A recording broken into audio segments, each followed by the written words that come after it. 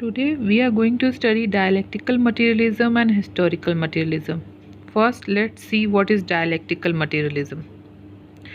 The term dialectic has been derived from the Greek word dialego, which means reasoning or logic. According to this philosophy, natural events are dynamic and developments take place as a struggle between the opposing forces. It has following characteristics. First, matter is real, thought is secondary. Second, inseparability of thought. Third, complexity of reality. Fourth, constant changes. Fifth, the change is revolutionary. Sixth, matter is essentially dynamic.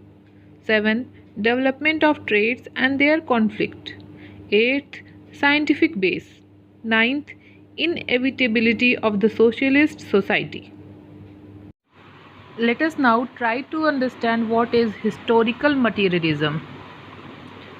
Historical materialism is an attempt to interpret and analyze the historical events on materialistic base. Its central theme is the class struggle. Karl Marx tried to provide a scientific shape to history by providing a material base to various historical events. He converted the idealistic historical factors of Hegel into scientific interpretation of history. The relationship that he established between society and the history is called historical materialism.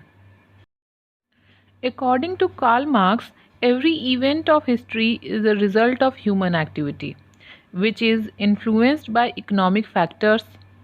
History is not a collection of the deeds and saga of bravery of great men and great rulers. According to Karl Marx, history is the activity of man in pursuit of his ends.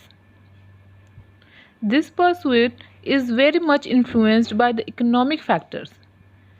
It would be worthwhile to study historical materialism in the light of the various factors that determine and influence it.